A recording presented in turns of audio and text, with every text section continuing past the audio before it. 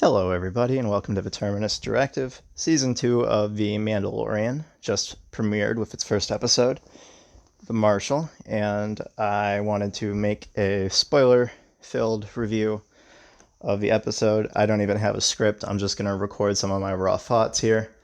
Hopefully I can publish this video without even having to edit it, and you can just get the sort of initial reaction, because I just watched the episode. This episode begins with Din Djarin, the Mandalorian, visiting a sort of information peddler to try and find other Mandalorians in the hopes that they can help him reunite the child, the Baby Yoda, with Jedi. As we know from last season, he's been entrusted to hunt Jedi down to deliver the baby to them and thus reunite it with its kind. The intention to find other Mandalorians to help him do this is kind of a dumb plan. I am very surprised that he hasn't, in the past few months since we've, last seen him, I'm surprised that he hasn't even heard of Luke Skywalker, who is basically a celebrity at this point. The New Republic has made him a very popular figure, but for whatever reason, he does not know, and so he continues to hunt for Mandalorians, and this information peddler tries to steal his Beskar armor. Obviously, that does not work, and then he tells him that he does know of one Mandalorian on Tatooine, and so Mando goes to Tatooine. At Tatooine, he is met by not Boba Fett, as everyone seemed to speculate, but Cobb Vanth, a character from the Star Wars Aftermath books who bought Boba Fett's armor from Jawas. Cobb Vanth's story is pretty much more or less the same as it was back then, except for one significant change, which is that he can no longer communicate with Tusken Raiders, which is a little bit weird. He definitely could communicate with Tusken Raiders. During the Aftermath books, he helps save Freetown by securing the help of Tusken Raiders, so that's a little bit of a unusual change to his character, but it doesn't really matter, I suppose.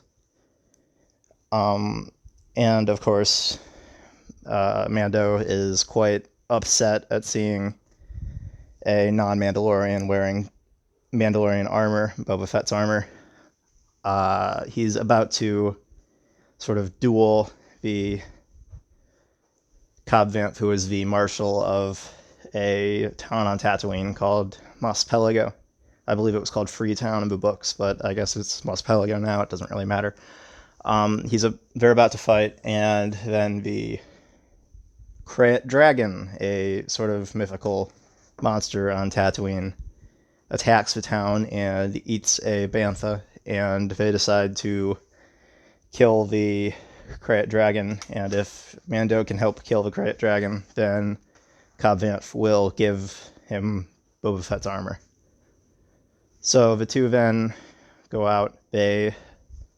Mando secures the help of the Tusken Raiders, and they go to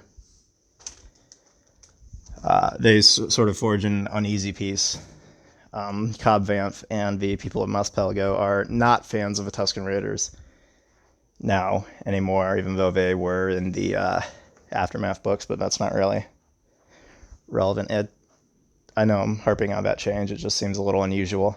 But Cobb Vanth and a Mandalorian and a whole convoy of Tusken Raiders and villagers go to the Krayt Dragon's den. They sort of set up a massive trap. They lure it out of its cave where it hides in, and they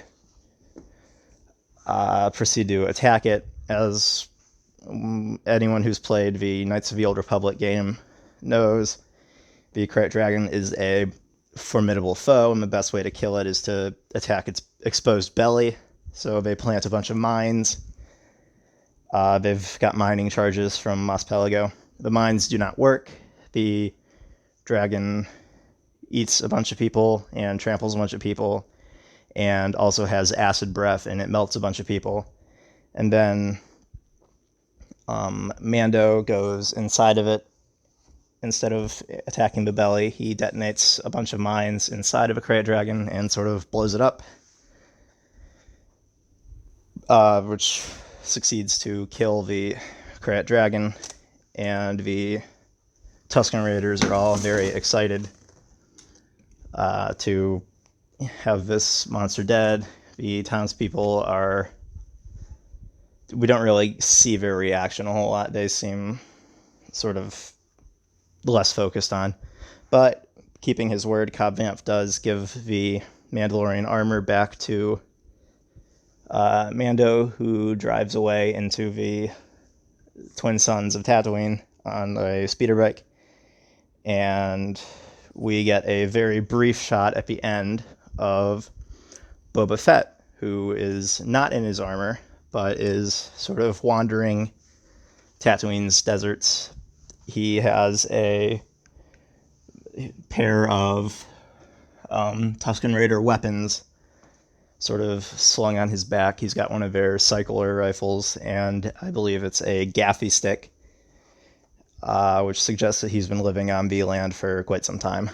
Probably he has not left Tatooine since the events of Return of the Jedi. There were a couple... I'm very happy that Cobb Vanth's story was included without sort of overshadowing the Mandalorian and the Child's story from season 1 going forward. I was a little worried that the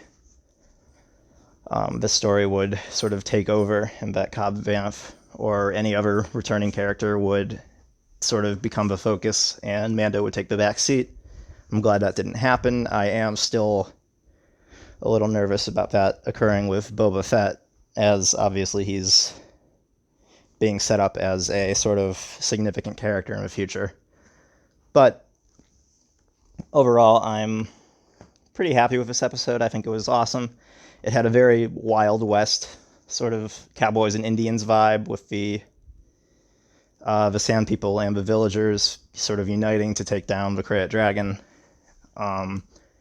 There were a couple of fun little Easter eggs I liked. The Cobb Vanth's speeder bike that he drives, it appears to be built out of an old pod racer. It's got some yellow tips at the front, which suggests that it might even be parts from Anakin's pod racer from The Phantom Menace, which I thought was pretty funny.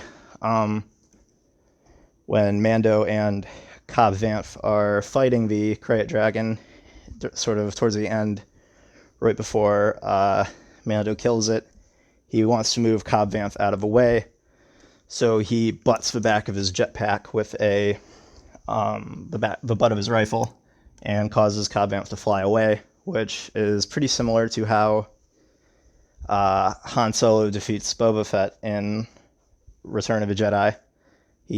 When he smacks the back of his jetpack and then Boba Fett flies off into the Sarlacc pit. That was pretty good. Sort of a callback.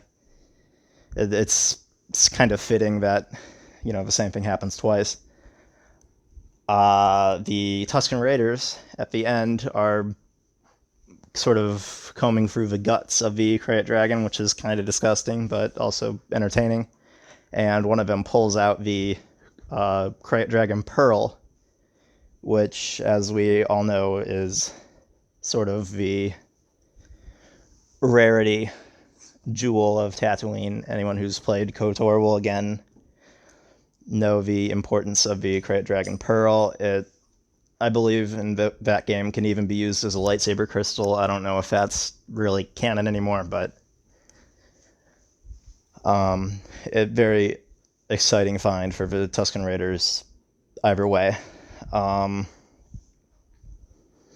I think that this was a great episode. I think that it didn't really do a whole lot to fervor of the story of this season. Obviously, setting up Boba Fett is important, but the Mandalorian's main goal is to find other Mandalorians, and he doesn't really do this. I think that even if he does meet Boba Fett in the next episode, if Boba Fett's been on Tatooine this entire time, I'm not really sure how Boba Fett will actually be able to help him find Jedi, or even if he will be willing to.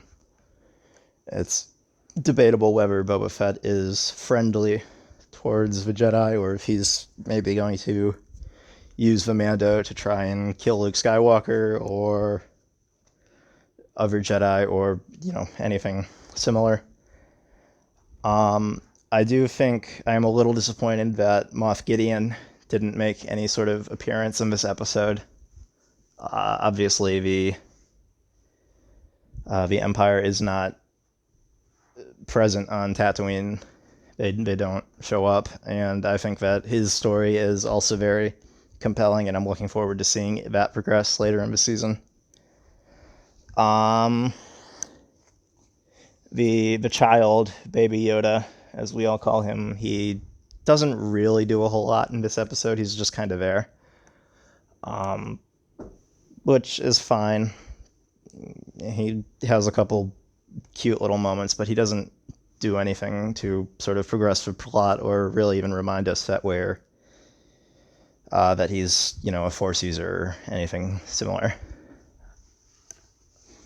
I will say that the CGI for the Krayt Dragon, the CG and the practical effects were very cool.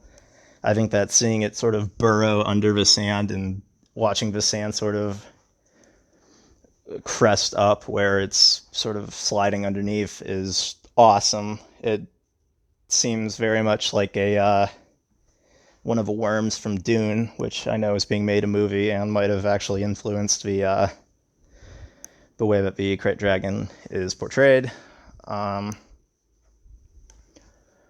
Yeah, I don't know what else I have to say. I am impressed with the episode. I look forward to seeing what else is going to happen. I hope that this season continues to live up.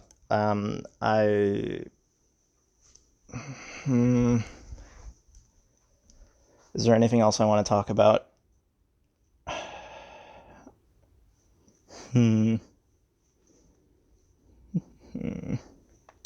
No, I think that's about it.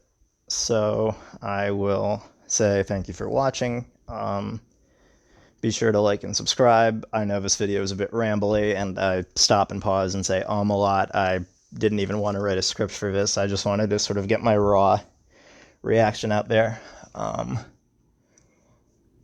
So I hope you enjoyed. And hopefully, if you did enjoy, let me know in the comments, and I will continue to make this style of sort of rambly, not really super coherent, probably unwatchable Mandalorian episode reviews. And until then, I will see you all next time. Have a good one.